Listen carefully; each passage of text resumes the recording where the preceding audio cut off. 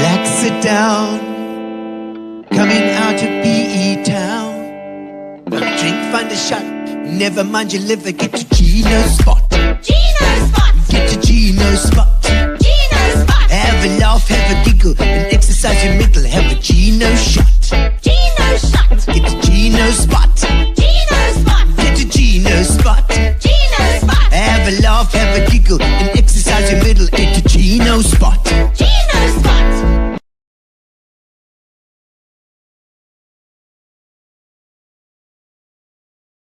And we're ready to go.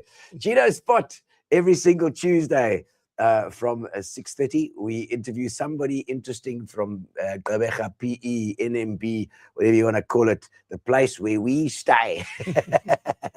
And it's also obviously sponsored. We are very thankful for our sponsors. First of all, Pinion, underneath my hand right over here. Pinion is an accounting firm, but not only accounting, they do investments now as well, and they do they help the farmers. That's what they do. So and our guest today is near the farms as well. So we've got it's a good lead into that.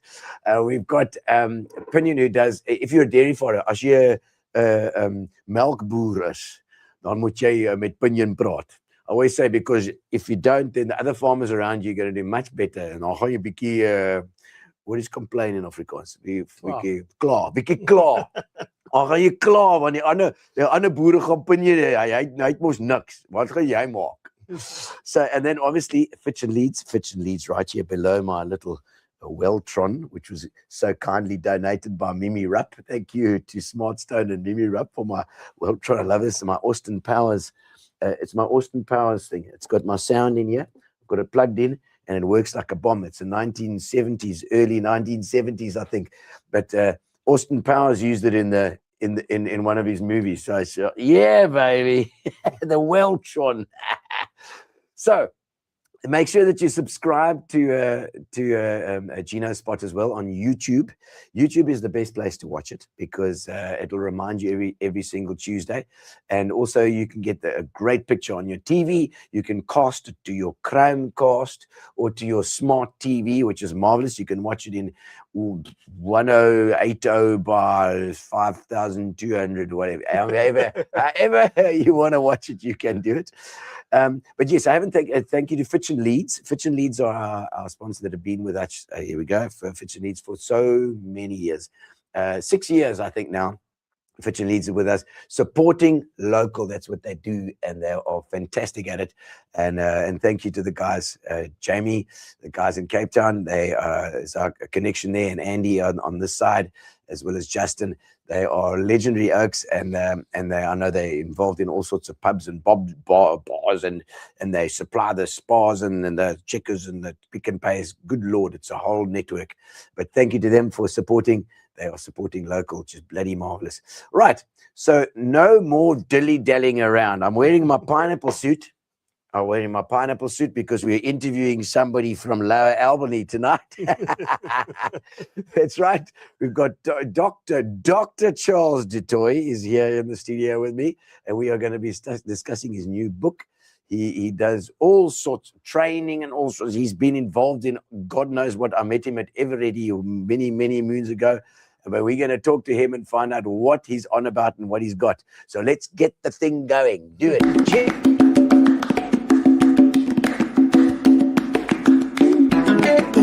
Welcome to the show. Now is your time to shine. We're gonna have a chat tonight. Another good time. And we are here, arrived. I'm going to lean a little forward because we've got this camera right over there. Charles du Toit, welcome to the show. Fantastic to have you on. Gino, that's awesome. Thank you. I know I've had you in the radar for a while as well, you know, as I have with many guests. But I noticed that you were doing this new book. Yes. And I think you better tell us about it, because it also gives a good introduction as to what you do, the leading teams with superpowers. Great. And I know you're doing a leadership. It's a trust-based leadership thing you do as well, in training and all sorts. So maybe I should start talking about trust-based leadership. Well, do you know there's hundreds of leadership theories, and when I did my DI, I had to study all this stuff. Okay.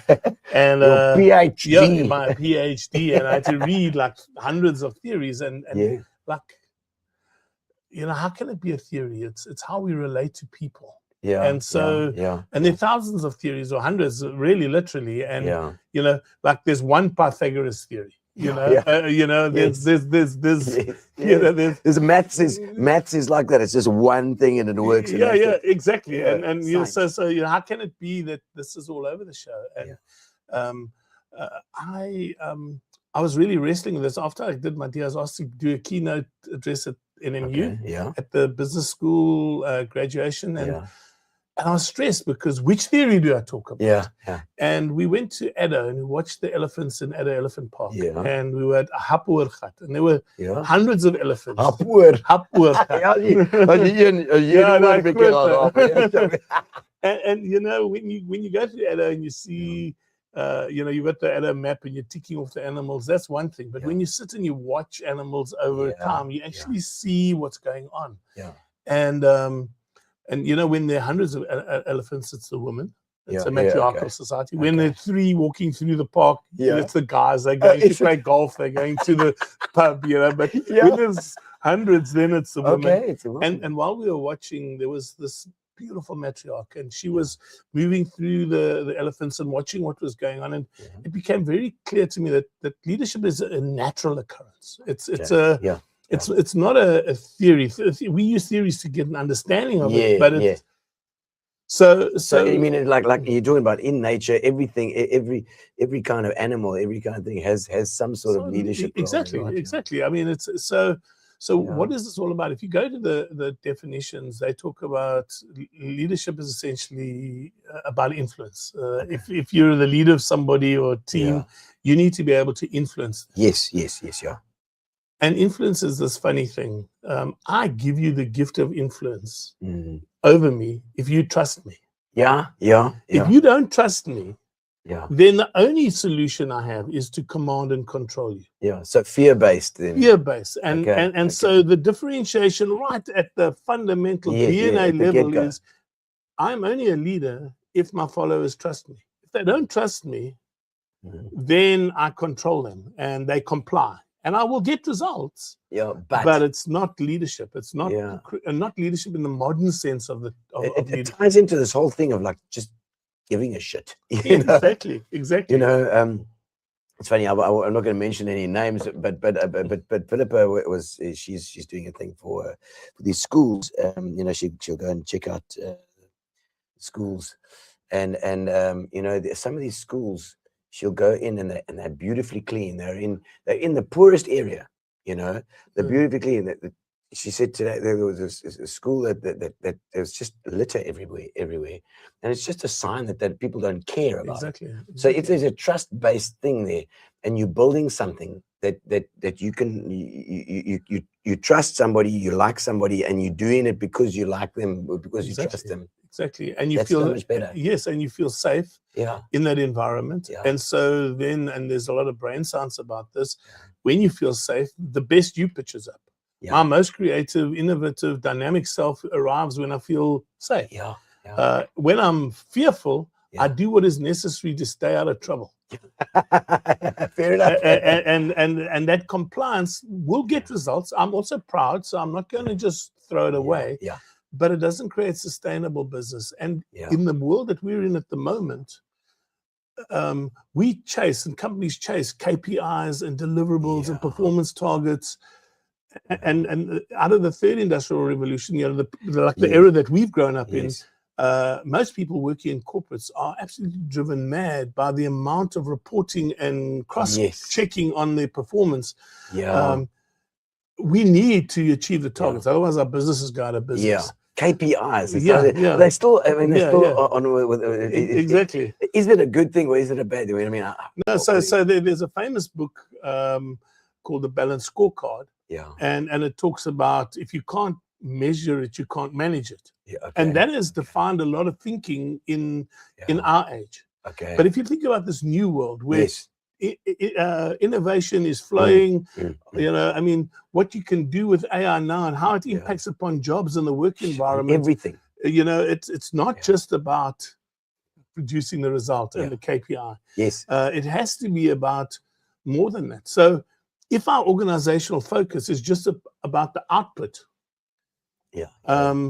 Then how we achieve it could be through trust leadership, if you happen to be that kind of a person. But it could also be through fear. It doesn't really matter how you get to the output. So when we talk about teams with superpowers, as opposed to high-performance teams, our high-performance team is the team that gets all the KPIs, that delivers the results. But I'm interested in how you get the results. How does the team function? What are the people doing in the team? Is the best person pitching up? And you know, this is the weird thing. When I was appointed as a leader, I'd spent years learning how to be an HR person, but nobody taught me how to be a leader. And literally, I went through no development and training and coaching around leadership until it became a sort of a personal passion. Most people I meet are in leadership positions, and it's what they do all day, but nobody taught them how to do it. No, they've just been stuffed in there. It's like it's you know, I always bring everything back to music and a band. I mean, you do play some guitar and so a little bit. Shocking, but a little bit. But you know, it's like okay, Gino, we've got a bass player. He can play guitar. Okay, well, we don't need another bass player. You can play skins. You're on the drums, you know. Okay, let's go, you know. Try to have to learn. And that's what the leadership is it happens. The guys are just chucked in this thing. They've got their own business. They have to be the leader. Especially, I mean, owner-led businesses, this is a real challenge because they're entrepreneurs. They know how to make money. And then their businesses get bigger. And now you've got 100 people. Right. Now you've got a new challenge because you need to lead these people. You need to inspire them. If they don't trust you, they're purely going to deliver the job and go home. But if you can inspire them, you create a whole different energy. And that's the superpower that we talk about. How do you unleash that? This is the superpower. There we go. Leading teams with superpowers. The new book, is this the new one? That's the new one. This is the brand new book that is going to be launched in a week's time. Well, we're launching it in PE on Monday at the Chamber of Commerce. Monday, this coming Monday. With Denise van Huisteen. She's been very generous. She is a legend. And an ex-VP as well.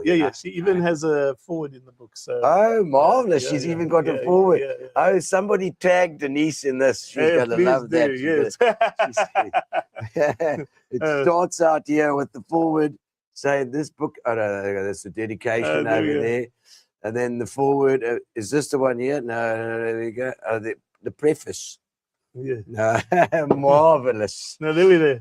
Fantastic. And so launching now, and then you also do like a course with it as well. So like Gino, I mean, our whole boot camp for the last 10 years, we've been working in developing capability, leadership capability in organizations. You know, filling that gap.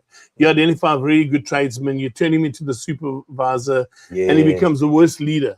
Really? How do you fill that gap? We owe it to those people to give them the skills. And that runs all the way up the organization, by the way, you know. So we work in organizations at different levels and have had an incredible time. So is there different training for the different levels, or is it? You know, there is, but don't tell them. But the actual fundamentals of building trust are pretty much the same. Yes, of course. If your people don't trust you, it doesn't matter if you're the CEO or the supervisor, you're going to battle. Or you're going to get compliance, and you're going to get this this quick turnover result. But there's a famous guy in the leadership space called Simon Sinek, and he talks about the long game. I remember Simon. Yes, I know Simon. So the long game is where your people are thriving and they're in an environment where they feel nurtured and trusted. And there's lots of research that shows that that's where real business advantage lies. What are the key factors in that? To get people to feel like that? So there's lots of research about motivation. There's a fantastic book which is Motivation Doesn't Work, So What Does? By Juliet Fowlers.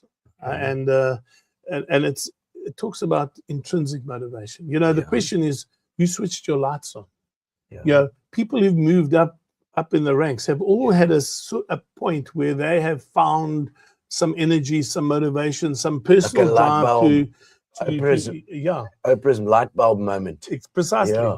And that's crucial to what we believe is the superpower. You can chase people, you can incentivize them, you can give them external motivation, but it's intrinsic motivation, the motivation that's within you, which creates an environment which is thriving. And so the leader's job is to create that conducive environment, an empowering environment for intrinsic motivation. And there are three big focus areas in that. If your people know what they're doing, they're competent, and if your people are connected to why we're doing this, and okay, so they can see that they see the future and they see this. Okay, we're doing this because it's going to give us that. And then it's going to do better. So competence, connection. Am I connected to the people I'm working with and the purpose? And then autonomy. You remember the first time your dad gave you the keys? That feel of freedom, that I've got control, that is super empowering. And so, as leaders open up the space for people to become intrinsically motivated, particularly those three things, as you connect them to the purpose, as you let them become competent. And in this modern day and age, competence means a lot. I talk to people who are in senior positions and aren't even playing with AI at the moment yet. So building competence, the world is shifting. Our competence, what is competence today is very different to what it's going to be in a year's time. And so we need to help people with this. So building competence and then giving autonomy. So as I become comfortable that you know where we're going and you know what you're doing, I give you space to do it. And that space is hugely empowering, and that creates intrinsic motivation, the superpower that we're talking about in the book. It's fantastic. The way you put it there is just so good, because you just so remember those times and a responsibility, but that requires the leaders also to let go. Yes, of course. Letting go there. Which is not, micromanaging is the problem. Exactly. So as you go through the evolution of teams, from forming, storming, norming, performing, that old thing. Well, I don't know, but so there's a guy called Tuckman, and he says that teams move from forming to storming to norming to performing. Now, they've been using this since the 60s, and it's still very current in literature, but there's some basic flaws with that. The one is that the performing that they're talking about is KPI delivery. Whereas for us, performing is superpowers. Autonomous people who are displaying this intrinsic motivation, who are on fire, not because of the salary they're earning, or because if they don't, they're going to get into trouble. Because they care. They're really there. So how do you evolve through these 3-4 stages to get there? The other thing is, it's not a linear process. You don't take a team through forming, storming, norming, performing and end there, because tomorrow someone resigns and you start all over again. So this is the rotational process. And the other, so if that is the case, then there will be people at different stages of that process in your team. And they will be coming through. So you as a leader need to be saying, okay, this person is new. I need to take them through and form them into the organization, connect them to the culture, let them become confident. Then there's some guy in storming who's not quite at the performance level. I need to manage that process. Then they're getting the fundamentals right through norming. And ultimately, we get to intrinsic motivation. It's a journey. And nobody ever explained that to me. When I started. No, it's quite. And actually, it's not complicated to understand. It's difficult to do, and it's very difficult to do because we're chasing KPIs all day. So to think about the input, how I do it, is overrun by having to declare the target and giving the report, and the pressure, waiting in the boardroom. We've all done that. But I think that's where organizations have to go, because competitive advantage in the new world, the balance between artificial intelligence and the way that organizations are going to be, can be duplicated. Where does a competitive advantage lie? It lies in the people, the creativity, the innovative. How we use these tools is going to give us the opportunity to succeed. And so we need to create an environment where the people thrive. They can't be sitting there in fear of their boss all day. I mean, I worked for a boss at executive level.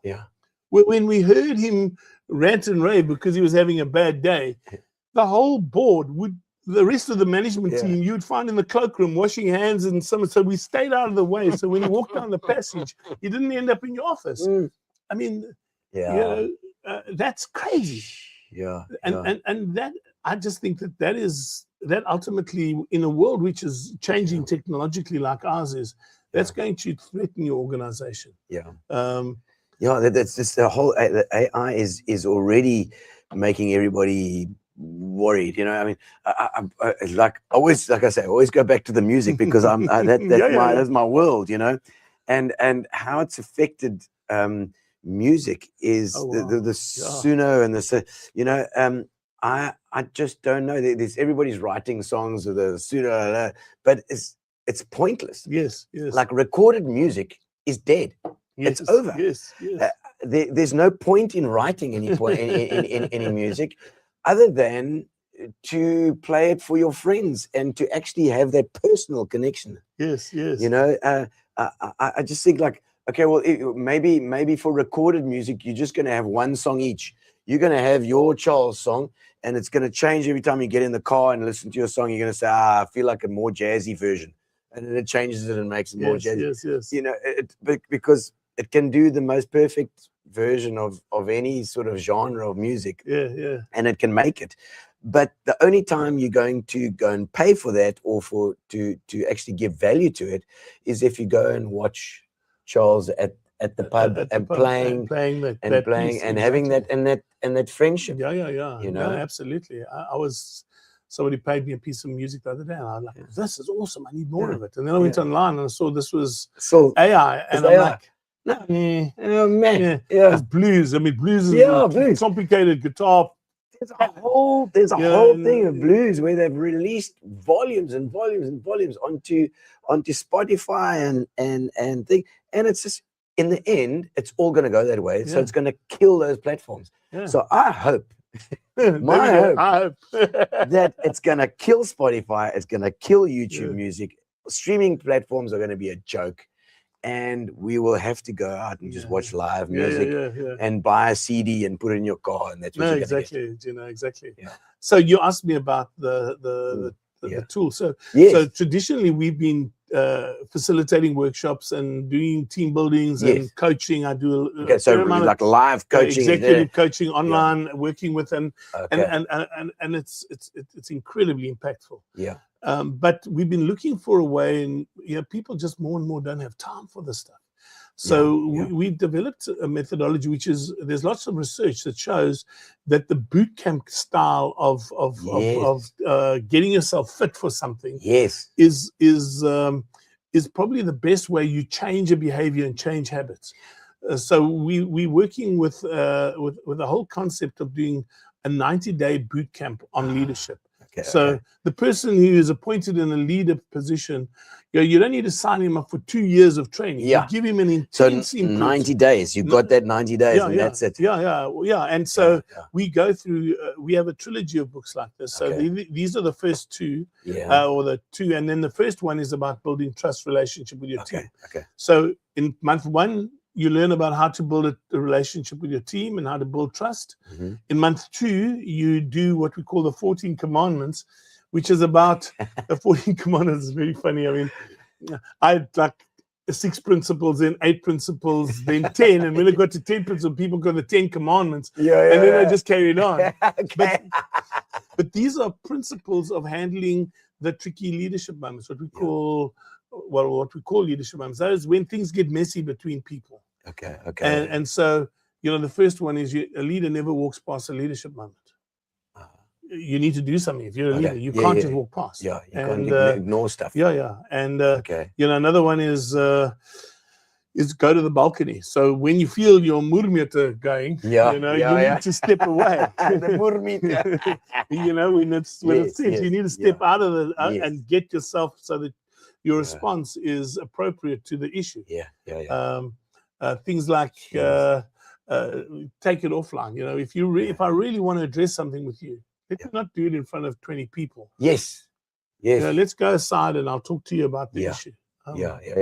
That's so much better. So many people do that. They'll use the opportunity to try and all those little. I presume you'll have to go to the course to find out all that. all the things, There are 14 of them. those gems, Yeah. gems that you Yeah. that you need as a Yeah. and like I said, that limited time frame Yes. then makes you actually intensify that thing. And you Exactly. say that, and you say that's the best way to learn. Yeah. So more. There's a lot of thinking that goes around. People only have a certain amount of time and a certain time. So you think about, you do a 3-year program, you know, you go through highs and lows and you learn stuff. But if I want to change your behavior, within 40, 50 days, if you're practicing something, you're likely to take it on as a permanent part of your lifestyle. Yeah. So the idea of this is to take people through a thinking process around who they are as leaders, you know, and then the third element is obviously the teams, what we've just spoken about. So leaders build trust with their people. They deal with leadership moments well, because I don't trust you if you handle them badly. And they're doing more than just leading people. They're leading a team of people. So how this team works together is crucial. Surely we've got to teach people this. They need to know this. Because like even with an entrepreneur like that, you started off making whatever, you know, you're making cakes. You're a chef or whatever, and you're doing these cakes and you make enough, and then all of a sudden your business has to scale, and then you end up in a leadership role where you're actually not doing cakes at all anymore. Yes. You're doing something that's completely different to what you Exactly. I mean, I was talking to a restaurateur friend of mine the other day, and he says, I love the restaurant business. If it wasn't for staff and customers. Exactly. Staff and customers. That's everything. You know. So, but we don't teach. You know, I mean, and it's not really teach, it's about getting an insight. Sia had this amazing thing after the first World Cup that they won. They were asked, so Sia is the new captain of South Africa, and the pressure on South African rugby. How did you handle the pressure of this? And Sia and Rassie looks at each other, and there's like this knowing smile that they have between each other. And the answer comes back, well, we actually have discussed this at length. In South Africa, pressure is not having a job. Pressure is having a family member in jail. I can't remember some other, but all the issues. This is not pressure. This is privilege. And when you've been given 10 people to lead, is your heart set on this as pressure, or have you understood that this is a privilege? That you actually have the opportunity to build intrinsic motivation in these 10 people and create an environment where they thrive, and where, because how much of your lifetime do you spend at work? Oh, a lot, You know, I mean, the average person in the corporate life, if they're in their mid-40s, are going to spend more time at work than they are with their family or creating their dreams, much more. For sure. So, I mean, these days with the entrepreneurial thing a lot more prevalent, I think, I don't know. I mean, you maybe got figures, but I mean, there seem to be a lot more people that certainly my circles that are entrepreneurs now. To when I think about my parents' time, where they were all in corporate. No, that's true, and I think the modern world is more, available to it and open to that. And I mean, you're able to create things as an entrepreneur, which in the past would have been exceptionally difficult and require massive investment. Yes, you're right. Technology is actually provided that as well. Exactly. So, I'm excited. I mean, I really am passionate about it, as you can hear. Yes. And I mean, what really happened to me, I had this epiphany. I'd been an HR director for years, and I'd been building this career in HR. At Eveready, and previously, my school was Volkswagen. I really learned the craft at VW, and then was able to move to Eveready with a skill set. And I suddenly had this epiphany that the epiphany, that's a long word, but it's like understanding. Envision that all this HR stuff didn't count if your supervisor arrived at work with a hangover and had been fighting with his wife all weekend. Then your experience of that of the day is going to be shocking. And if I couldn't get to the leaders in the organization, my HR tools really filtered away in terms of their effectiveness. If I really wanted to affect organizations, it starts with the leaders. Yes. In fact, there's a saying we use in the Trust-Based Leadership Academy that the culture of an organization is the shadow of its leadership. And if you think about it, how I behave, whether if I behave in an environment where I'm thriving, that's the culture. Yeah. If I behave in an environment where I'm afraid and protecting myself, Yes. that will emerge in the toxic relationships and the behaviors of this country. Don't you think in a corporate situation though, those factors are heavily influenced by the fact that a lot of these companies are on the stock market. Yeah. You know, I mean, your stock market is just like profit only. Profit. These guys don't even know where they're investing their money. No, exactly. They just want a profit. Exactly. They don't give a shit. Exactly. And they want you to produce. And so KPIs. Exactly. So how do you do that? How do you get a company motivated with that? It's crazy. Yeah, no, it's crazy. I mean, I see Lauren comments coming there. Lauren Superstar worked with me at Everready. Yay for Everready. Yeah, in the HR forum. How's it, Lauren? I mean, Lauren will tell you. I mean, at Everready, we could not compete with Duracell and Energizer in terms of marketing spend. I mean, these are global multinationals. We were a little local South African company. Okay. But what we did compete with was a culture. Yes. We had a culture where people loved being there and really believed in the organization. And when they predicted that the organization would survive 2 or 3 years in early 2000s, I mean, it's still operational. It's hard fighting multinationals, but if your culture is right, you create something which is a competitive advantage thing, which your competitor can't even see. Because you go into 2 restaurants. In one restaurant, the people are on fire with what they're doing, and the experience is awesome. You arrive at another restaurant, and you just get the feeling like they're not here. Well, and the pasta doesn't taste as good. Everready, I remember the lady in the factory shop. What was her name? I can't remember what her name was now. Maybe Laurel will remember her. But I used to go there all the time, buy all my batteries there. I used to go and buy the batteries there, and I just loved it. She was always so into it, you know. She had this. She got the stock from the factory, whatever. So she had the stuff, and she didn't care about what she had. No. And so you had that culture. As well. Yeah, and I mean, for me, and that I was there for 16 years, and it was like, I mean, Ismay. That's right. Absolutely, I love Ismay. Oh, is she still there? There's still a factory shop. I didn't even know. So I mean, that was just an amazing experience. Volkswagen, I love because I learned the craft. And they did it well. But everything was about heart. That's nice to hear. And that is so important. Was it only South African company there? Yeah. So we were solely owned South African company competing against multinationals.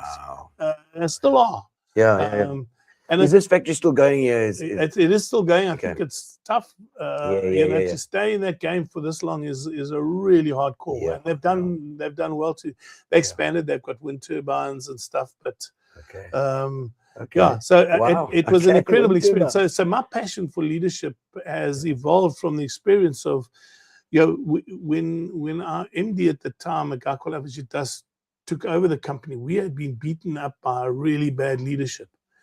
And I'll never forget, we went to a management team meeting, and he looked at the guys and said, guys, how can we so quiet? Don't you have something to say? But we had learned not to say anything because the CEO would slaughter whatever you said. Yes. And so he was very good, and I learned what a difference good leadership in an organization does to everybody in the organization. Avijit Das. Avijit Das. Maybe tag him. And he might even be there. And there's some comments here as well. Let's go have a quick squiz. I see Lauren's online saying it's now retired. Oh, Ismay's now retired. and her daughter's there. Wow, that's amazing. Oh, the factory shop open on Wednesdays and Fridays. I'm gonna hit it again. I haven't been there for a while. You need some batteries. But they sold everything. They like utensils as well and all sorts in there. I loved it. And they're still in the same place. I would gather there. So I mean, that's I've had a lot of formative stuff, but actually seeing it in practice, we moved from being this little company within a multinational where you were treated really badly. to being this empowered organization where we won best company to work for in the Deloitte and TUES survey that's stuff, so you know, cool. because we changed the way in which we saw the people and this passion to lead developed. And it really, I mean, people say, can it really be? And, you know, it's really possible to become very cynical in this modern world. Of course. Yeah, and of course, trust is a major issue because we don't trust anybody anymore. So as a leader, if your people trust you, you have a very, very special resource. It is, and in every single company, it's like like you say, these things are the basis of all leadership. Doesn't matter what company you're working with. Absolutely. So that's why we call it the Trust-Based Leadership Academy, because it doesnth matter which theory you come up out of university with. You know, it horrifies me, the idea that, you know, the psychopath toxic leader comes out with an MBA and he's passed all the exams on the leadership theories and he can recite them, but nothing has shifted in his heart. And you know, leadership is this, as we said, the elephant thing. It's a natural occurrence. Yes. I've met people in the township who are incredible leaders with no education. And people will follow them through fire. And I've met leaders who've been to Harvard and are shocking. So it's not about are leaders made or born. It's about where's your heart. Do you have that Siakalisi thing? This is a privilege. Is there a natural leader and a non-natural leader? Can you learn to be a leader? I think you can absolutely learn to be a leader. In fact, you know, we do psychometric tests and we identify people with like charismatic type of personas. But I've met some really introverted people who are fantastic leaders. In fact, a person who's introverted is very concerned about their relationships with people, whereas a charismatic person takes it for granted because they're naturally good leaders. So an introverted person actually cares. Whereas a charismatic person, it's about me. You know, look at me, I'm here, guys. You know, you're so right. I mean, you're so right. So can people learn to lead? Everybody can learn to be a better leader. And if you can switch on a leader's heart to say, I have this passion to lead, you know, it is important. You know, this is the privilege of my position. You know, I have a supervisor. The title means that I have an accountability. What do I have an accountability for? The KPIs or the people that I lead? It has to be the people in the end.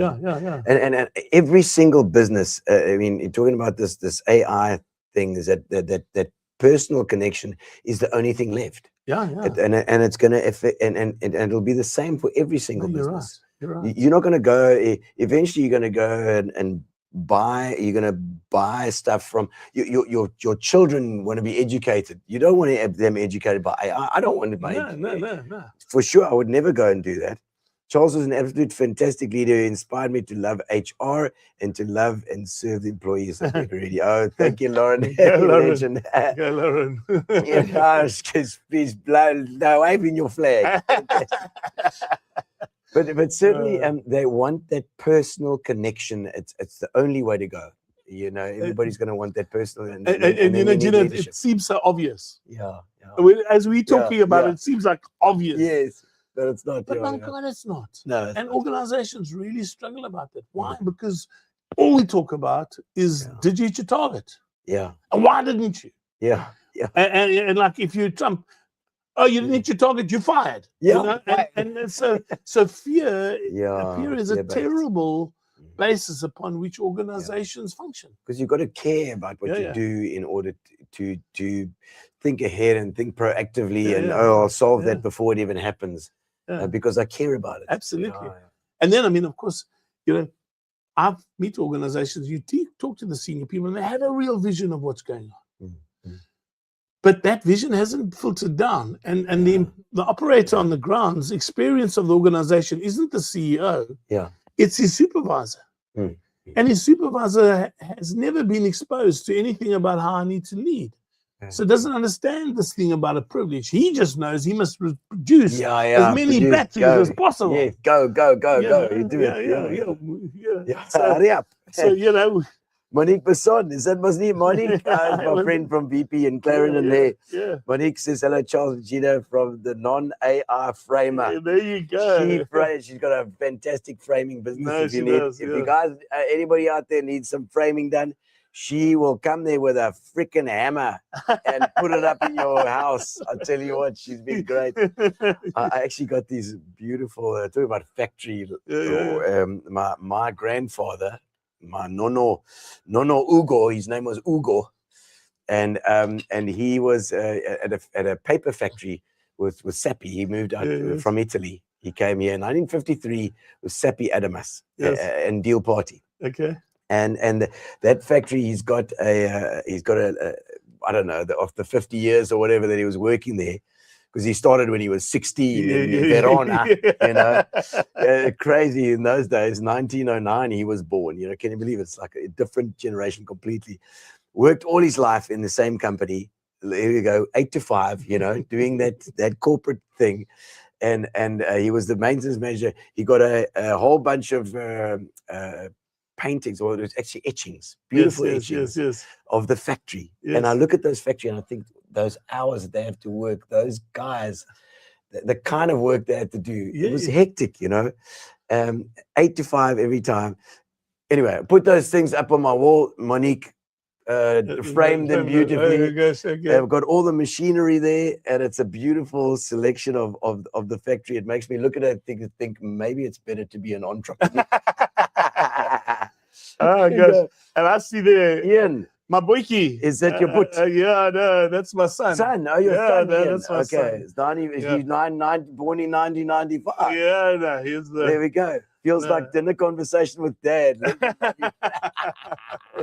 I'm sure it is. We got a dop, eh? Yeah, no, I'll come find you later. We've got a little bit of whiskey now. But I've got to say, I mean, so you're talking about entrepreneurialism. Yeah. What these young people are doing these days, you know, unbelievable. And Ian's working with security systems and how AI interfaces with security systems. Okay. And I mean, it makes your little alarm system here look silly.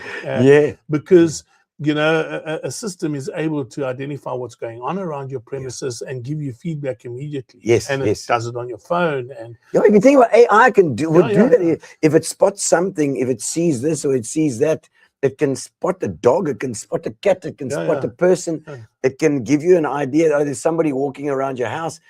I mean, the endless possibilities. No, it's absolutely incredible. And what they're doing now is integrating all the systems together. So, if someone shakes your fence, it will tell you that your fence is being shook. Oh my word! Shake.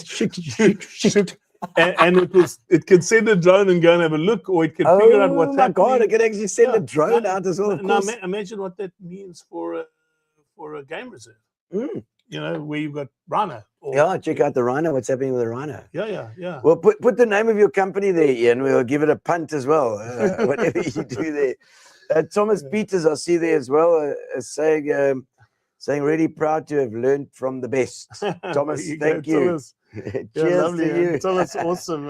If you've got any questions for the maestro, we've got them here as well. You can hear it, and the questions will degenerate into a bit of family history now soon as well. I think we must dive back into a bit of history there, Charles. I think we grew up in Warmer, which is just down the road, literally like a stone throw from here. Love it. Used to ride on my little bicycle without tires. We had tires, but we didn't have air. We just had a hose pipe. Oh my God! And we went down this road next door, which is like Alcock Road, like crazy. My soul. But So you grew up in Lloyd. Were you? I grew up in Lloyd Road, which is like literally Target Kloof and then Lloyd Road. So straight into the valley. So you knew the Balkans there. Oh gosh, yes. Were you old enough to remember the '68 floods? Absolutely. Did you? How old were you? You must have been young then. I was young, 7, 8, 7. Okay, but you remember that? I remember Target Kloof being washed away, and you know, all the way down. My dad worked for the Herald. You know, parts of the Herald was washed away. It was like a mess. Barnett's fuel station there. They're gone, that whole area. No, it was incredible. And we used to play down here And my mom in Lloyd Road had a big brass bell, and when it was time to come home, she would ring the bell for supper. Yeah, I mean, you would never let your kids play down here now. I mean, oh, it's fine. We've got people patrolling here. It's fine. It's pretty safe. Okay, It's pretty safe. The kids actually come here and they build their bicycle ramps and stuff here. Okay. Great. Okay. Yeah, they do like somersaults and God knows what. These are extreme sportsmen these days. No, we built rafts for them. They pushed my brother out there because we were too scared, and then the Legavans would come in. And, well, but it was always, you're going to get Balazia. And I'm sure you might do still. Every now to get the pump station breaks. And the bar can come down with a bit of sewage. Then I pull us, you would pull. Yeah, absolutely. Exactly. So, and I mean, growing up in Walmer, great fun. I know, it's just stunning. Yeah, no, it was really, really stunning. And so junior school and senior school, Grey. No, I went to junior Grey. Oh, junior my Grey. brothers all went through Grey. But I hit a brick wall in grade 7. I can't spell. Grade 7, standard 5. Standard 5. I cannot spell. So dyslexia.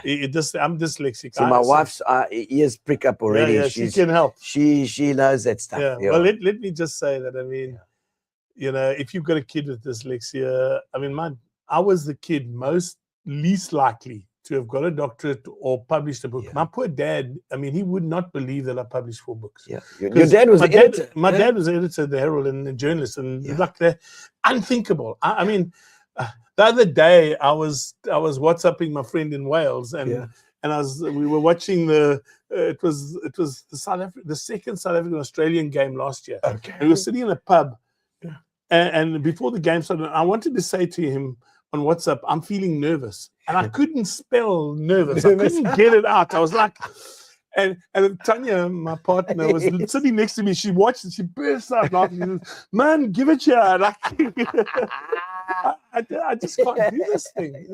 But I don't have to anymore because I can just say, hey, chat, exactly. This is what I want. The schools, and especially in our day, did not have they put you in a box. Yeah, absolutely. They put you in that box. I always seen that little picture where they've got the elephant, the lizard, the monkey, and the thing. They say, okay, everybody's got to climb the tree, and whoever passes wins. It's like, that's not fair on the elephant. No. I'm not saying you're an elephant. Oh, thanks. It got me in the rugby team at Grey. I played a lot of rugby, and I got really good at it, but the spelling never happened. No. I used to have spell toets op 'n maandag. Verbeteringen. I didn't even write the test. I would just go up and take the cuts. In those days, they taught you how to spell with the clay. Yes, of course. And then I moved to Lawson. Again, who switched your lights on? My dad had this insight that there was something about me which was more creative than, I was headed towards a trade or something like that. Nothing wrong with that. But my dad, and because I'm dyslexic, I'm strong in other areas. So it's very creative. Yes. And so my dad kind of saw that in me and thought art was a good solution. So you do art I suppose you don't really do art at junior school. You just but there's a talent but he could see that I had a talent, and so he sent me to Lawson. And did you do art at Lawson? I did art at Lawson. I was going to do just art. Okay. But they put me in the class, and there were 23 girls and 3 boys. And coming from Grey and only having brothers, this was an epiphany. This was just a whole new experience. And I also wasn't going to be shown out to be the complete dummy. So, so like your brothers, I can imagine. Bro, I got 23 girls in my class. Come on, man. You must have been so jealous. I know. And this was like, so Lawson was a jaw. And I just became confident and became myself. And it was just a different environment. So it doesn't mean that because you leave your blood is blue, that is good for you. It was really good for my son, and it was really good for my brothers. But it wasn't what I needed. And Lawson was brilliant for me in those days. But I eventually got a varsity pass, which nobody would have guessed. Yes. I mean, that was just unthinkable. And decided not to follow an art career and worked in Because he failed grade 7 twice. Yeah, not once, twice. The second time was worse than the first. Correct. Yeah, no, because by that stage I was playing rugby and I just couldn't give a damn. This was a bridge too far, you know. Okay. Well, I'm not going to bother about this school and stuff. No. I mean, literally. I met the son of the headmaster of grade at that time, and my flashback memory. If I had to sit with him and tell him that I've done something academically and I've written books, he would not have believed it. There was no chance. In his mind, I was like not the dummy of the class or the standard, but of the whole school. You know. I know. And for my ego, that was terrible. Of course, it must be terrible. But life's been different. It's been good. It just shows that the brain is it's different parts of the brain that work better, different things that you got. You know, amazing. And so you never really followed the art thing. You played a bit of music. Yeah, I play music and I do art. So I've exhibited and I spent a long time. So when I left corporate, I went to BA's art school here, and I was doing figure studies, which is. I'm still going to get BA on the show. No, you have to. No, she's an incredible person and amazing talent and a lovely asset to our community. So figure studies. So I did because it was on a Saturday, and that's the only time I had time to draw. Paint naked people. Yeah, exactly. What a problem. Your brother's again jealous. No, it's been tough for them. So now I do. I'm actually in trouble now because in Kenton Bushman's in September we're running our first art meander. We actually create like having a whole art weekend and theatre and stuff. Maybe you should come and have a look. I invite maybe do something there. I'll give it a bit of go. I'll put a show on. I know some people. Let me know, Charles. I'll do something in Kenton. But and I'm supposed to exhibit, and I like because of the book and this stuff. It's the last year or so, but you've done nothing. A little bit, but it is part of my life, and it is something that. So you still do. Yeah, mostly painting and stuff. Fantastic. But I get bored with like landscape, so it's more like it's not abstract, but sort of I try and capture the emotion of an environment. So what is this environment saying to you, as opposed to just drawing the hill and so you a little bit what do you call it?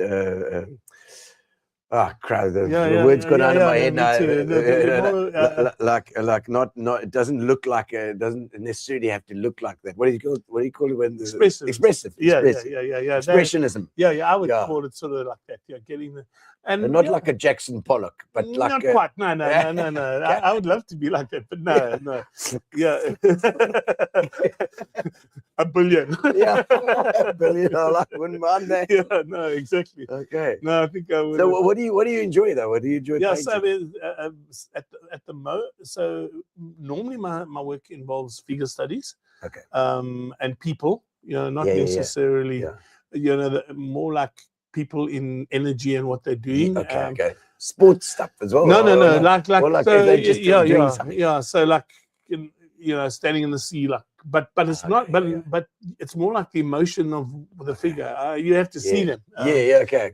But also seascapes. And painting the sea is not easy, and it's not like painting the waves. I don't want to paint just blue. I mean, blue is blue. That's not. Yes. But trying to get the energy and the emotion of what I'm doing. But hard for me to claim that right now. Give me a month or two, and I'll send some. And it's like, but also it's what you see. I mean, my mother was an artist, and she taught at Technicon as well, but she did fine art. But she used to tell us, as kids, she tried to get us, and I'm sure that if we'd stuck with it, we could have done something. No, exactly. But it's to look at something carefully, and then you start to see where the light and shade is, and what's bright and what's dark. And, exactly. But then I tend to move off the reference. And like then it's kind of what it's talking to me about. Okay. But you got to get those right, the basics. I mean, I think that you can see if an artist can draw, and you can just see the you know. And what about graphic design and like art deco? I just don't have time for that stuff. I'd love to, but it's we're really busy, and I spend you know, most of my time when I'm not spending it with you know, my life in Bushman's Kenton now. I'm you know, working with companies and leadership and that stuff, and I mean, I love it. It's and you so let's just go back to school. You left school, went to you did varsity then, but you went to army first, or I did army, and then I went to UPE. UPE, I did the commission at Oppadani. Well, I was at gay school. So and varsity was wonderful. I just loved it, and I did an honors, and then in industrial psycho, industrial socio, which was a bit kind of not. Was it Tisha Smells and what was his Peter name? Cunningham and Ruth van der Merwe was there. The guy that we were thinking about. We said I did a gig for you once. It's Snellgard. He lectured me as well. I did industrial psycho first year and second year. And Tessa lectured me as well. She was great. So I mean, that was awesome. And then I mean, I've literally worked for 3 companies. So I worked for Volkswagen, joined Volkswagen. Okay. And that was after or there was no after army and then studied. Okay. And then straight into Volkswagen. And then joined VW. Did you have a bursary with them or something? No. They were looking to put a team of people together in labor relations. We were in the heat of trouble. Yes, at that stage there were strikes, and you said you worked for Johnny Goldberg for a bit. Yeah, that was much later. That's okay. For a year I worked as part of Global. Global, yes, Global Business Part-time, he was very kind to me. I must say, Johnny really. He's a good guy. I mean, what they do at Global is amazing. So I worked with Johnny. It also kind of gave me an insight that I could actually be independent. Yes. I was still on the board at Eveready at that stage, but I'd taken a partial retrenchment, and I gave the extra days to Johnny. Except, you know, the 5-day-a-week turned into like 14 days in 1 week. So it's running ragged, but it was a great experience. Yes. So I did Volkswagen, and that was when we lost 45 days to industrial action in a year in like 1986, 87, 88. It was, I mean, so labor relations was really hot. And because I was pretty liberal, I mean, my dad was English journalist, and I kind of, I got on with the trade unionists and the people on the floor. And we actually, I read something about the fact that your dad had uncovered like a poll or the voting story. No, well, it was with the beaches. So and actually was it Alan Hendricks? So they wanted to open the beaches in PE, and they did a referendum. I remember Alan Hendricks going to the beaches and doing that whole thing. And the Nats bust in people to vote, and they voted no to opening the beaches. And there's a guy that I was working with in the socio department at NMU, Dion Pretorius. Yes. And Dion said, no, this is impossible.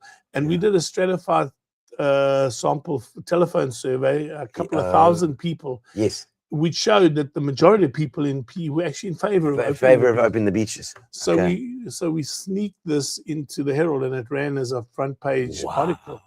Dion ended up on the 14th floor of the university building having to explain because it was pretty conservative in those days. Yes. Yeah, I was just a student, so I kept my head down. But it was amazing being part of that. Jeez. And then the Hendricks thing happened, and the beaches opened, and so on. Oh, Alan Hendricks did do that afterwards. Yeah. But I mean, so there was like, and then we got involved. So ballsy. I mean, I was also, I mean, one of the amazing things, I was invited through IDASA to visit the ANC in Lusaka in about 1988. So, you know, P.V. Botha was going there, the Faraya. Yes. And did you go? Yeah. And we Lusaka. Yeah, so we were in Lusaka, and that was like an amazing experience. And it was so in the group that we met was Tom Mbeki and Zuma and Paula Jordan. Can you believe it?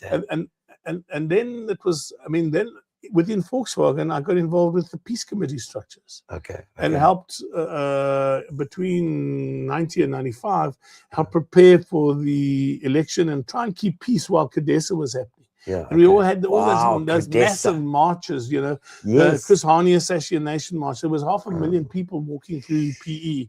Oh. And they were like, we mustered up about 100 marshals to try and protect the town, you know. Yeah. But it's a great experience, being yeah. part of that. Exactly. Yeah. Jeez. I see Philippa's got some pictures that she can put up here as well. Let's have a look. What do you got there? Oh, there's some of your paintings. Yeah, just on the side. There we go. Yeah, so well, you have to look this way. This way. Yeah, so Very nice. What is this? I did a series of I did about 15 little pictures. Yeah. You could see them and like that. And a little bit of dolly going on in there. And the whole idea was I was really frustrated with Ukraine and the war. Okay, yeah. And for me that caustic patriarchal kind of aggression. Yeah. So I wanted to do something that was an antithesis of that. And so I did this whole series on like the women expressing themselves. So the ones that aren't there are women dancing, and that was a warrior. But and I did that. We exhibited that at the Grand Salon Festival. So I had about 15 odd of those. Beaut. But my friend is a philosopher and a great insider. I don't know if you've ever had Gary Kukumar on your show. No, not yet. But we got to get him in. I think you need Gary. Yeah, right? yeah. And Gary said, no, Charles, it's nothing to do with Ukraine and the war and that philosophy stuff. You just have had two powerful women in your life. Yeah, right. And you expressing that. Yes, and he's probably right, you know. And because you're widowed. I'm widowed, yes. Your first one is Ingrid, eh? Ingrid, yeah. And married for how many years? About 30, just over 30 years. Yeah. Magnificent woman. And we had an incredible life and brought up my beautiful son. And the boys? And my handicapped son, Jamie, who's home in Newton Hague. Okay. And she was amazing because, I mean, we brought up a profoundly autistic child. Wow. But she was determined that we wouldn't be an autistic family. Yeah. We would be a family with an autistic child. And there's a big difference because many people who've got a child who's handicapped, that handicap takes over the entire family life and everybody suffers. And we were determined not to do that. I lost Ingrid in 2020. And then late 2020, I moved to Bushman's Kenton. Yeah. And you say, we were discussing it before, and to be here, just to be in the same space, to be in that same thing was very heavy for me. I just battled. I mean, I love PE and grew up here, and Walmer was my place, but there was just something deep and sinister, and all the memories flooded back every time I was here. So it was time to find some different life. And so then I got COVID. I got really sick myself. Oof. And I moved to Bushman's to kind of recover. And then I've been blessed to find another dynamic. Tanya. Tanya, one of the reasons why I'm here, because she's an age.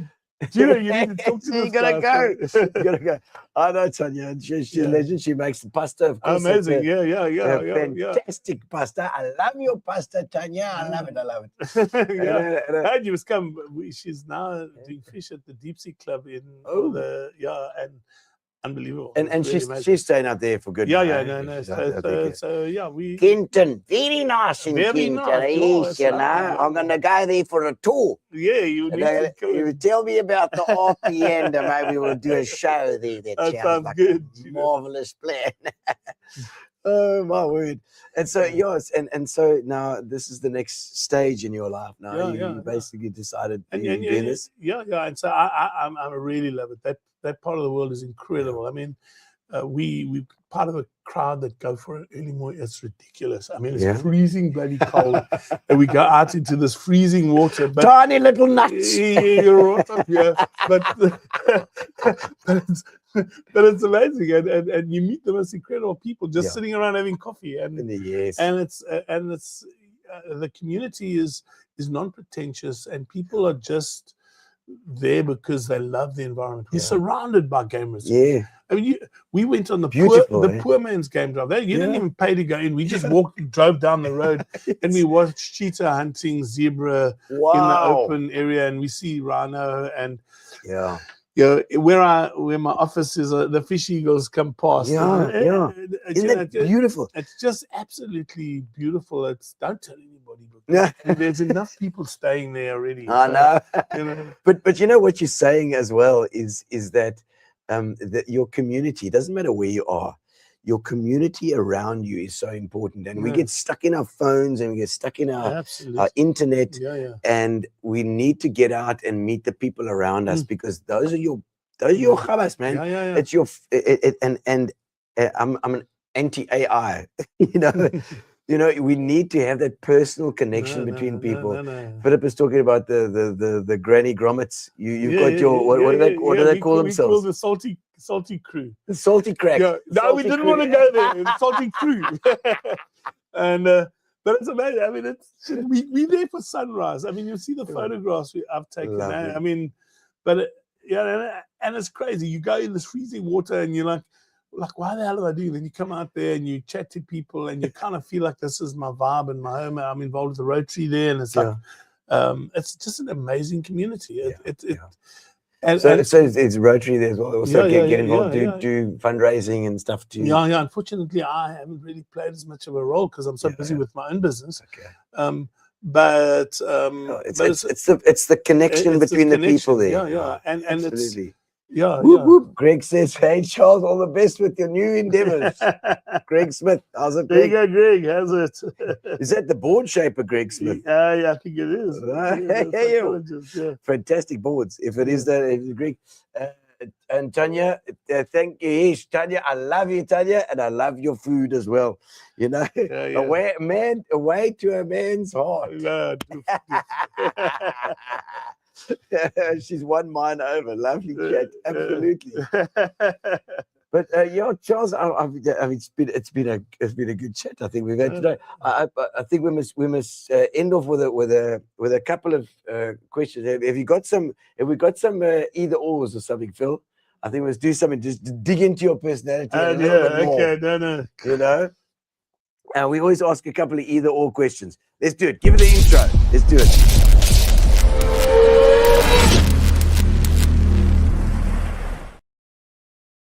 Hey, laundry or dishes for you?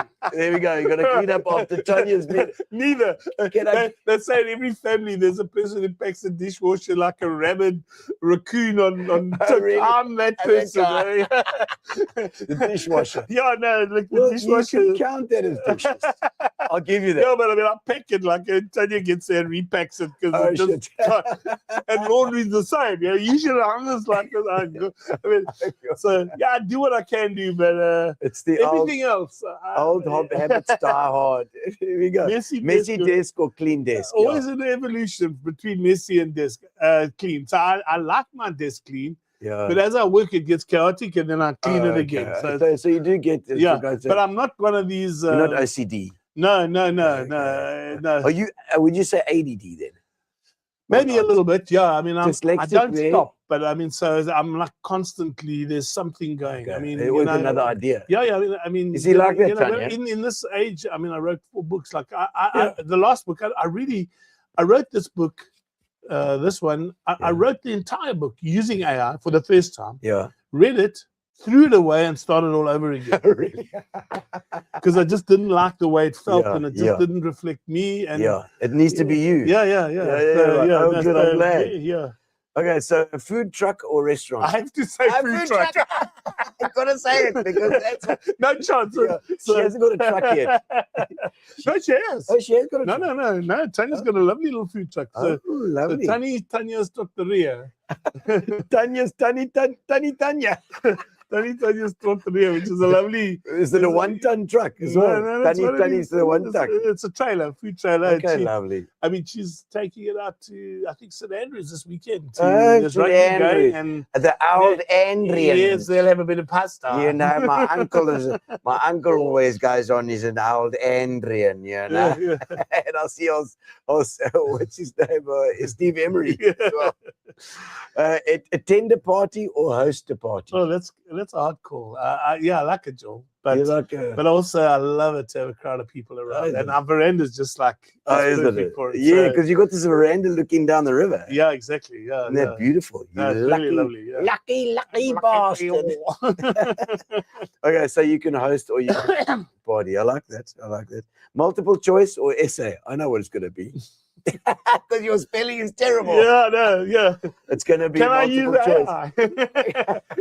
I can write it. You use. I mean, obviously, it's much nicer that you can now use, like, you can talk into your phone. Exactly, and it just so I've got a dictaphone which I use. Okay. Don't go there. I was sure it was going there.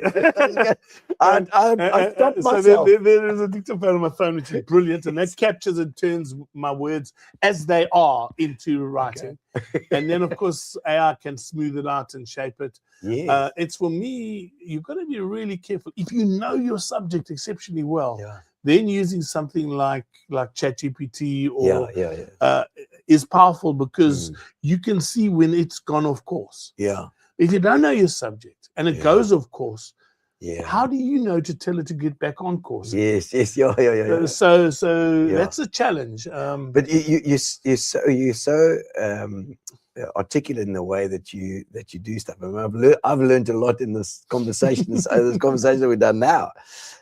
So it's amazing how when it's writing down, it's no ways, but when it's articulation, you know exactly where you're going. It's no. Well, and so obviously that I've had to compensate. Yeah, for sure. Yeah. No, it's brilliant.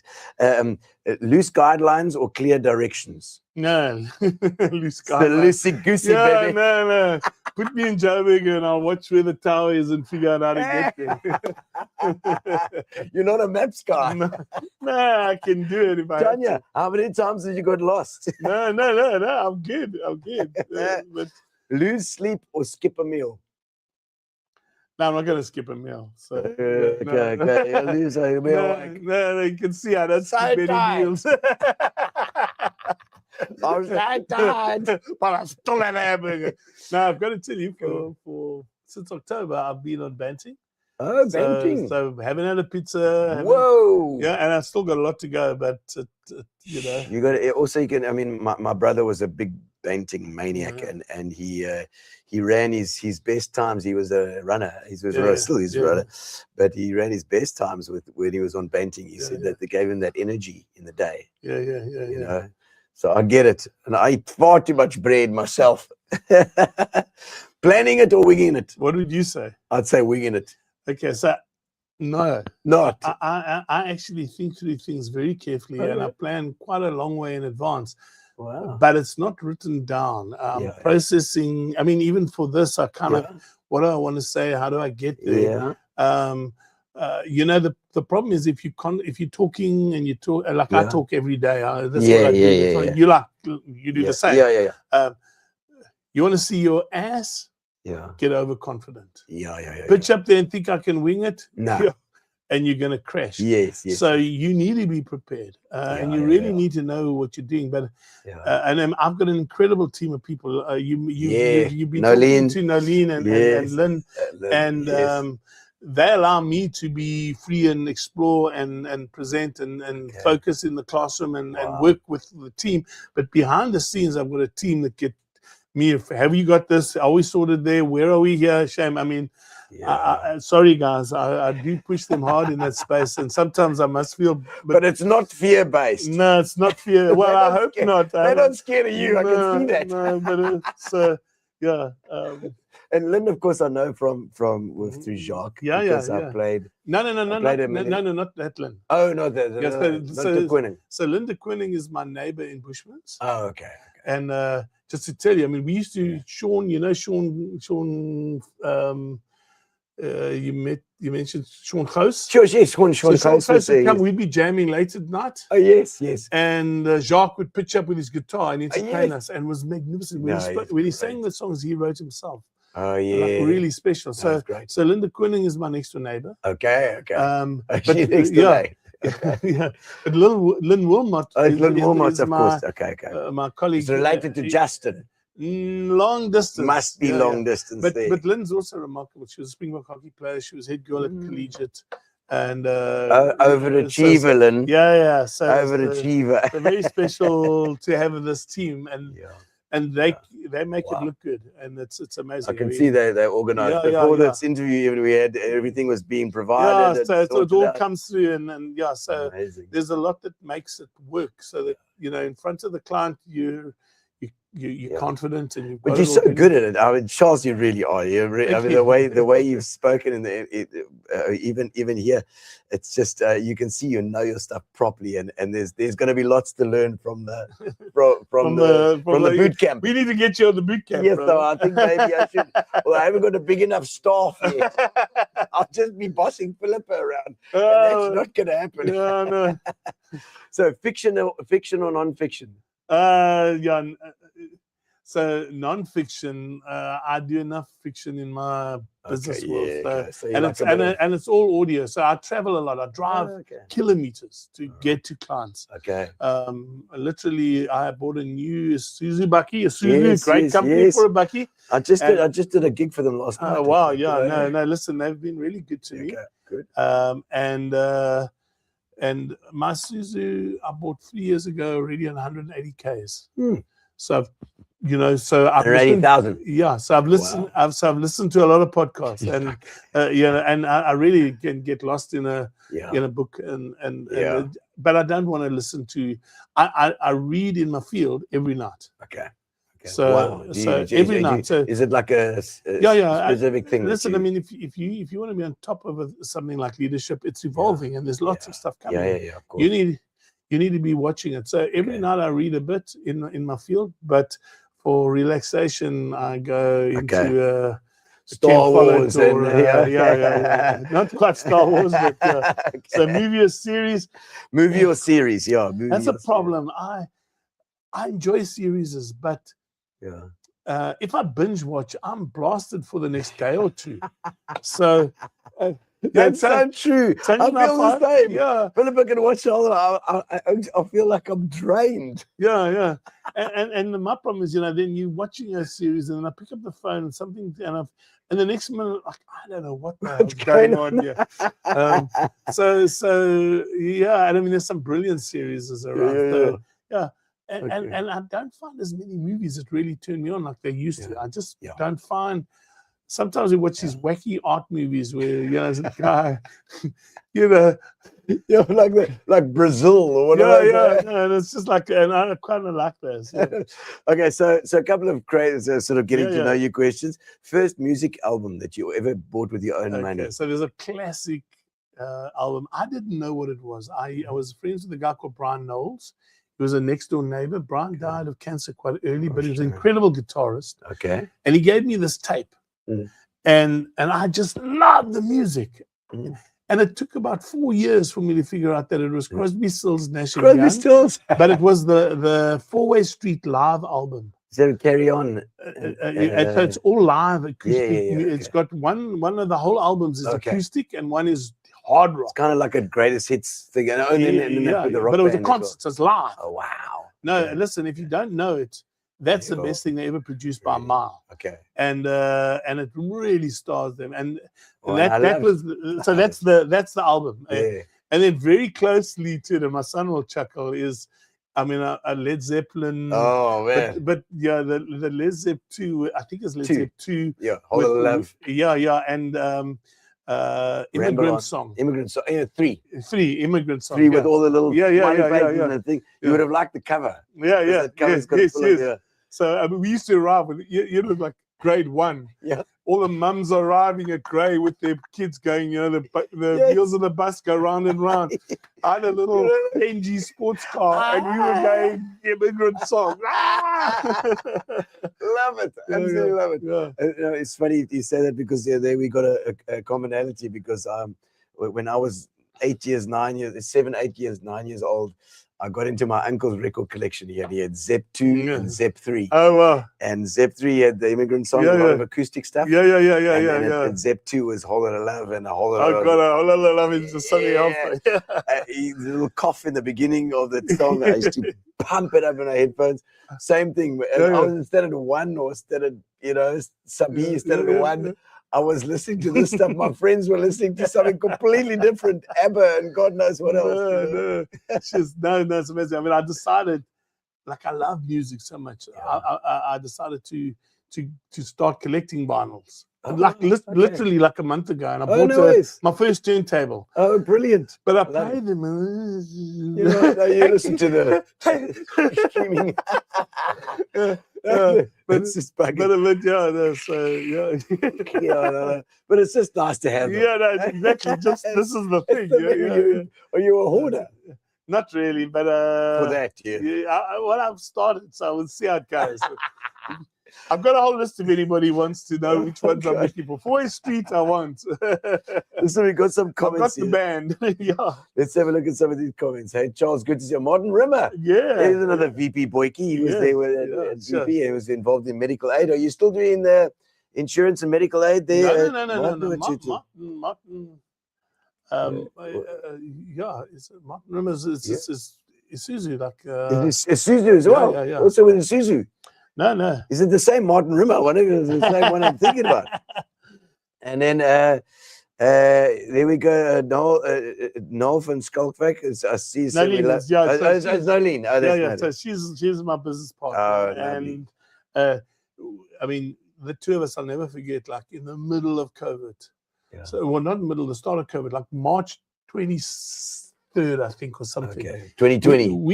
2020. We had 2020 laid out. We were going to have the best year we'd ever had. I mean, the income projection was incredible. 23rd of March, all our clients cancelled on the same day. And we're like, welcome to the club. What the hell do we do? You know? I know, imagine it, because it's all getting groups together. We need the biggest group we can get for training. Yes. Screw you, buddy. So we're not doing anything. So Martin is head of production at Isuzu. I think he's about to retire, but they can't let him go. Sada's boy. Yeah, and him and I played rugby at Sada's together. I'd never planned to play rugby when senior rugby. And I've got a mate called Rob Toit, and he said, "Come man, there's another Toit." And Rob said, "There's the Crusaders 4th team. It's just a drinking team. Come and." So I went out for a practice. Whoever played that day, the guy who was practicing for the first reserves of Crusaders got injured in front row. Oh my word! I ran out that Saturday for the first reserve team. So the first reserves are on the bench for the first team, and that day. I'm trying to think what his name was. He played Barbars and so on. Toby Hanekom was the front row. Toby got injured. Oh my God! So you were promoted. I promoted to first team. Like on one weekend, I hadn't even played for the 4th. I never played for the 4th week. Just went boom, boom, boom, and I had an incredible time playing rugby. So I mean. First League rugby in the Eastern Province was hectic in those days. I mean, they would have 20,000 people at the Parks ground, very hostile environment for school. and I had an amazing rugby career. Dominic, my brother from Isuzu. But now there is another Martin Rimmer that I know that was involved in insurance as well. He was probably matric 1985, 86 or so. So Martin's talking about Dominic. Dominic's his brother from... I got it wrong. So Dominic is Martin's brother. Martin is the guy you're talking about. Dominic. Okay. So that's right. So I'm wrong. Martin. So it is the right Martin Rimmer I'm talking about. Martin knows it. Because so he's still doing medical aid. Are you scared my drill? What? Oh my word! When I was doing training for Volkswagen in the Marina Hotel. I had a whole room full of managers, and I do a course called Discover Your Personal Leadership Brands. Very private, personal reflection on what kind of a leader do you want to be known as with your people. and I take them through a whole journey of like leadership content, and then ultimately they have to present back what kind of a leader do I want to be, because everyone's different as well. Yeah. So the only leadership theory that counts in my mind is yours. What kind of a leader do you want to be? Yes. So I was busy running this thing. It's very intimate. Yeah. She said, as I'm running, it's like,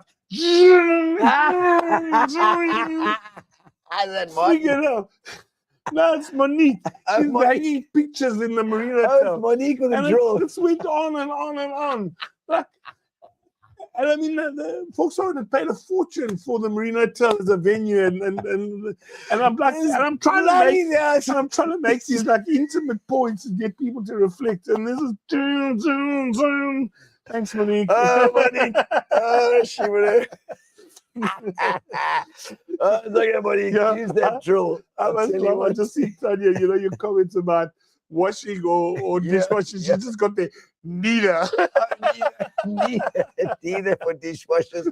Dishwashers. Washing nada. Don't let him loose. Oh, see, there's your website as well. Yeah. And so we'll stick that up if you want to check out what Charles is doing and what he's up to. It sounds like your company needs it. Let me tell you. But Charles, it's been a fantastic chat, man. Good God, really but it's nearly an hour and a half. I think we've been on the line. It's a world record. Well, really. but fantastic chat, and best of luck with the book launch on thank you. Monday. On Monday, At the chamber. We're already at about 50 people, so you want to come get your booking in, because they're going to better get it in soon. Yeah. If you want to resources like, wow, we don't really get this turn out of the book launch. They finally. Well, you know what? I can see exactly why, because you can glean some amazing, doing that. With how you've been speaking as well, it sounds like it's something that every company should have. So best of luck. Thank you. And Gino, thank you. This has been an absolute privilege. Yeah, thank you. A pleasure. Amazing. Thank you, Charles. And make sure that you join us next week. Next week we've got Nikki from Aurora. We're going to be chatting about the Aurora people, and they've got a tea coming up as well, and the incredible stuff that they do there as well. So we're going to do that next week. Audio books with Lynn. If you do the books, check them out. These are only two of them. There's a third one as well. So make sure that you pop in. And the 90-day boot camp as well is incredible. Yeah. That's shake a leg. If you're leading a bunch of people and you in any way doubt whether I'm really on track, put yourself through a boot camp. Get your act together, because your people need you to be a good leader. And especially for entrepreneurs and guys that have growing their companies that have had to step out of doing the basics in their company into a management role. What a pleasure. Thank you, Charles. Been absolutely fantastic. Brilliant. And we'll see you then next week, Tuesday, 6:30, every Tuesday, Gino's Spot. Thank you to our sponsors, to Fitch and Leeds and to Pinion. And you can order your books from Lynn. You got that number there. Fantastic. Cheers to everyone. Relax, sit down. Coming out of PE town. One drink, find a shot. Never mind your liver, get to Gino's Spot. Gino's Spot.